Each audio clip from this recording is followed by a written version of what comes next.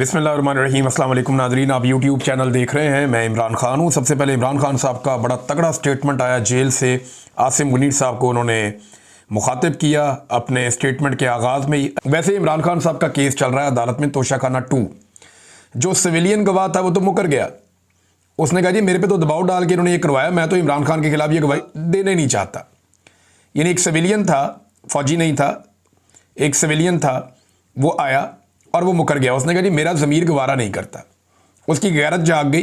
उसने कहा जी मैं ये दबाव मेरे पे डाला गया था और दबाव की वजह से ये हुआ, और वो अदालत में आकर अपनी गवाही से पीछे हट गया। उसका फ़ायदा इमरान खान साहब को होना चाहिए था, लेकिन उसके पीछे हटते ही 2 फौजी बीच में डाले गए। अब ये जो 2 फौजी हैं, यूनिफॉर्म वाले हैं ना, एक और दोनों को मैं जानता हूँ, अच्छी तरह जानता हूँ। मैं इन दोनों से मिला भी हूँ और एक दफ़ा नहीं मिला, मल्टीपल टाइम। जब भी हम कभी जाते थे वज़ीर-ए-आज़म हाउस में या कोई भी जाता था वज़ीर-ए-आज़म हाउस में, तो इनसे मुलाकात हो जाती थी। ये वहीं पे जो होते थे वज़ीर-ए-आज़म हाउस में। तो इनमें एक जो है ना वो ब्रिगेडियर अहमद साहब हैं और जो दूसरे हैं वो उसमें कर्नल रेहान साहब हैं। अच्छा, इन दोनों से हमारी मुलाकातें होती रही हैं। जब आखिरी दिन था ना इमरान खान साहब का प्राइम मिनिस्टर हाउस में, 9 और 10 की दरमियानी शब, उस रात को हम वहाँ पे गए थे इमरान खान साहब के बुलाने पर, और सबसे आखिर में मैं वहाँ से निकला था। और मैं और शहीद अरशद शरीफ और कुछ और लोग, हम इसी जो कर्नल रेहान है इसके ऑफिस में बैठे हुए थे। ये डिप्टी एमएस था, तो इसके ऑफिस में हम बैठे हुए थे। तो कर्नल साहब हमें बता रहे थे इमरान खान साहब के बारे में और उनकी काबीना के बारे में। तो ज़्यादातर लोगों के बारे में उनकी राय ऐसी नहीं थी, लेकिन 2 लोगों के बारे में उन्होंने बड़ी ज़बरदस्त राय दी थी। और उन्होंने कहा था कि ये तो बहुत ईमानदार और शानदार लोग हैं। एक उन्होंने इमरान खान के बारे में और एक उन्होंने मुराद सईद के बारे में कहा था। मुराद सईद के बारे में डिप्टी एमएस ने कहा था कि इस आदमी ने अपनी वजारत से पानी की एक बोतल भी नहीं पी। ये इतना ईमानदार आदमी है, ऐसा वजीर नहीं मिलेगा। ये कर्नल रेहान ने कहा था। और इसी कर्नल रेहान ने उस दिन, यानी एक तरह से जैसे हमसे बात कर रहे थे, तो ये इनकी आदत है कि ये बड़ा वजन डालने के लिए ना, बात को जोर देने के लिए ये बड़े तरीके से बात करते हैं। तो वो ये कह रहे थे बार बार कि ये बेहतरीन हुकूमत थी, बेहतरीन वज़ीर आज़म था, लेकिन ठीक है चलो ये पॉलिटिक्स है। वो इस तरह करके ना इसको नॉर्मलाइज करने की भी कोशिश कर रहे थे, लेकिन साथ ही साथ नज़र आ रहा था कि ये डिस्टर्ब है आदमी। और उस वक्त वो हल्फन में कह रहा हूँ कि वो ये कह रहा था कि ये बेहतर लोग थे जो जा रहे हैं और उनके साथ ज्यादती हो रही है, ख़ास तौर पर इन्होंने जो मैंने आपको नाम लिए। अब ये जो कर्नल साहब हैं, रेहान साहब, ये आज इन्हें गवाही देने के लिए लाया गया इमरान खान के खिलाफ। ब्रिगेडियर मोहम्मद अहमद को भी लाया गया इमरान खान साहब के खिलाफ गवाही देने के लिए, जो एमएस था। अब मैं उम्मीद कर रहा था कि सिविलियन डट गए हैं, तगड़े हो गए हैं। उन्होंने कहा जी कोई गल ही नहीं, मार खा लेंगे, कुछ नहीं होता, मैं अपने ज़मीर के मुताबिक जाऊंगा। सिविलियन डट गया, उसने कहा जी दबाव था, झूठी गवाही देनी पड़ी है।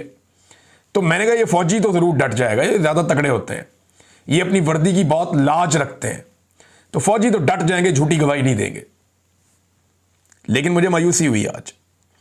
अब ये पाकिस्तान की फोर्सेस को सोचना है कि मौजूदा एस्टेब्लिशमेंट को खुश करने के लिए, किसी एक शख्स के इक़्तिदार को तूल देने के लिए, किसी एक शख्स की एक्सटेंशन के लिए, क्या यूनिफॉर्म के साथ या यूनिफॉर्म वाले लोग इस तरह की बदयानती भी कर सकते हैं कि इमरान खान जैसे वज़ीर आज़म के खिलाफ आकर गवाही दे दें?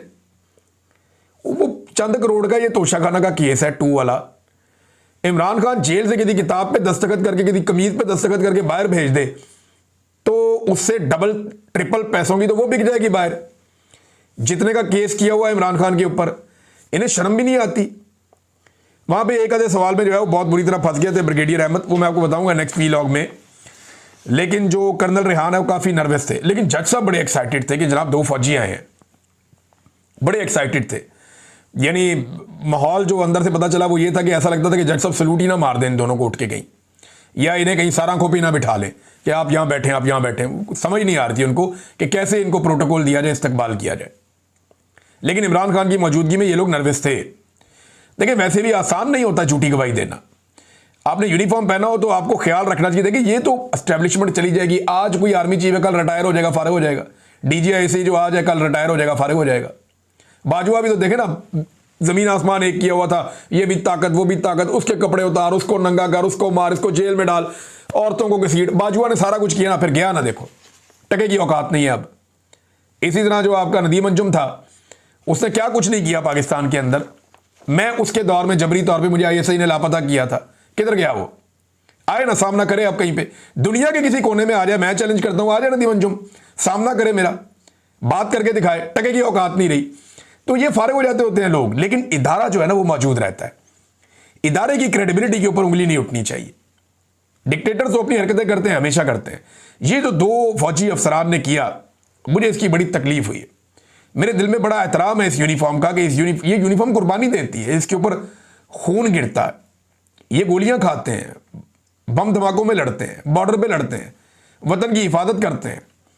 लेकिन झूठी गवाही तो बड़ी नामुनासिब बात, कोई दुनिया में तस्लीम नहीं करेगा। और बिल आखिर जो है वो जब कोई भी काम नहीं आया तो यूनिफॉर्म वाले बंदों को लाकर सामने खड़ा कर दिया।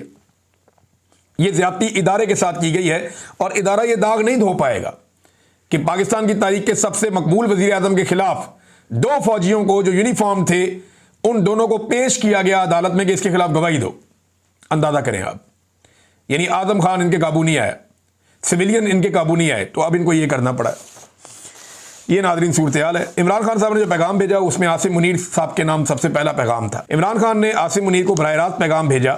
ये मैं इमरान खान का पैगाम आप तक पहुंचा रही हूं, जो इमरान खान ने कहा है कि आपने जो हमारी जेल में हमारे साथ जुल्म हो रहा है, जो मेरे साथ और बुशरा बीबी के साथ जेल में हो रहा है, ये मेंटल टॉर्चर है।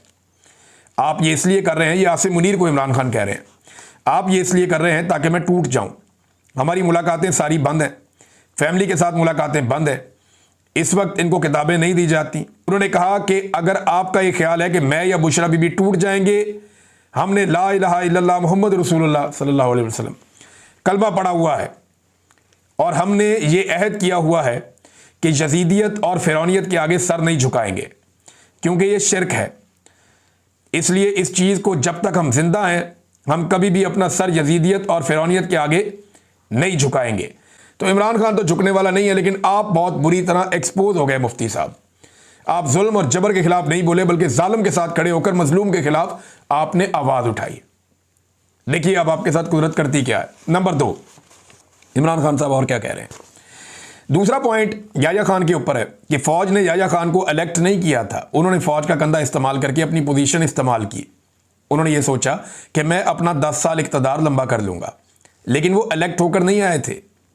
इसके बाद क्या हुआ, उन्होंने जुल्म का निज़ाम शुरू किया, और जब आप जुल्म करते हैं उसके नताइज देख लें कि पाकिस्तान टूट गया। आसिम मुनीर साहब, आपको मैं ये कहना चाहता हूं, अब ये दोनों के अंदर इमरान खान साहब मुमासलत बता रहे हैं। आसिम मुनीर साहब, आपको मैं ये कहना चाहता हूं कि इस वक्त फौज ने आपको इलेक्ट नहीं किया है। आप ये सोच रहे हैं कि आप फौज के कंधे के ऊपर आप यहां 10 साल बैठेंगे। पाकिस्तान के अंदर इस वक्त जो हालात जा रहे हैं, आप इस पर पहले फोकस करें कि आपने इस इक़्तिदार को लंबा करने के लिए क्या क्या कुछ नहीं किया। पहले आपने 9 मई किया, जो फॉल्स फ्लैग ऑपरेशन था, ताकि आप इस बहाने पीटीआई को मुकम्मल तौर पर क्रश कर दें। जब इलेक्शन हुए, पीटीआई ने इलेक्शन स्वीप किया, अगले दिन आपने यही इलेक्शन पीटीआई का चोरी करके आपने दूसरे सजाशुदा लोगों को वो इलेक्शन दे दिया। आपने जजेस को कंट्रोल करना चाहा, इसके लिए आप 26वीं आईनी तरमीम लेकर आए।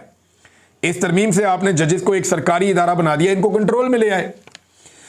नंबर 3, एक और बात थी कि आपने मीडिया को मुकम्मल तौर पे कंट्रोल कर दिया, और बड़े साल लगे थे कि हमारे मीडिया कुछ हद तक आज़ाद हुआ था। बड़े सालों बाद जमहूरियत तरक्की कर रही थी, बड़े साल लगे कि अदलिया भी अपने आप को बेहतर कर रही थी। आपने इन तीनों चीज़ों को, यानी रूल ऑफ लॉ, जमहूरियत, इंसानों के साथ रवैया, जुल्म की जो दास्तानें जो खुली हुई हैं, जब से 9 मई हुआ वो सबके सामने है, ये सारे तबाह हो गए। नंबर 4, इमरान खान साहब ने कहा कि सबसे बड़ी चीज़ इस वक्त पाकिस्तान में सबसे कम इन्वेस्टमेंट आई है। पाकिस्तानी तारीख में इन्वेस्टमेंट इन्हीं वजूहात की वजह से कम हो गई है।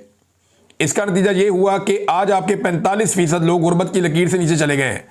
ये तो खान साहब पिछली रिपोर्ट बता रहे हैं ना, अब नई रिपोर्ट आई ना सैलाब के बाद, तो पता चलेगा कि ये लोग 50% से भी बढ़ गए हैं, जो पाकिस्तान में इस वक्त गुर्बत का इंडेक्स है। अब तक जितना पाकिस्तान ने कर्जा लिया था, इस हुकूमत ने 3 साल में उतना ही कर्जा डबल कर दिया। यानी जितना कर्जा पाकिस्तान बनने से लेकर अब तक लिया गया ना, इमरान खान साहब की हुकूमत के आखिरी दिन तक, उतना ही कर्जा ये हुकूमत ने पिछले 3 साल में ले लिया। ये सिंपल मैं आपको करूं, मैंने थोड़े दिन पहले आपको बताया भी था, थोड़ा ही फर्क रह गया बिल्कुल। जितना कर्जा पाकिस्तान बनने से लेकर इमरान खान के दौरे हुकूमत तक पाकिस्तान ने लिया, 70 सालों से ज्यादा की एक तारीख है, 75 साल तक जितना कर्जा पाकिस्तान ने लिया, उतना कर्जा इन्होंने 3 साल में ले लिया। ये है आसिम मुनीर साहब की और शहबाज शरीफ साहब की मुश्तरका कारकर्दगी। और जो SIFC इन्होंने बनाई है, उसका नतीजा क्या निकल रहा है? वो एक बड़ा फेलियर है। उसने पाकिस्तान को टके का कुछ नहीं दिया। 78 साल की, यानी 1972 के बाद, अगर पाकिस्तान की सारी तारीख आप उठाएं तो 1972 के बाद पहली मरतबा ऐसा हुआ पिछले 53-54 साल में कि पाकिस्तान में इतनी कम सरमायाकारी आई है। बेड़ा ही गर्क हो गया सरमायाकारी का। और हाँ, एक और चीज़ वो मैं आपको अगले वीलॉग में बताऊंगा। ये लंदन में गेम डालने की तैयारी कर रहे हैं और आजकल बड़े इन्विटेशन भेजे जा रहे हैं। ये सारा कुछ आपको नेक्स्ट वीलॉग में बताता हूँ कि इनके साथ होना क्या और ये कर क्या रहे हैं। अब तक के लिए इतने, अपना ख्याल रखिएगा, अपने इस चैनल का भी। अल्लाह हाफिज़।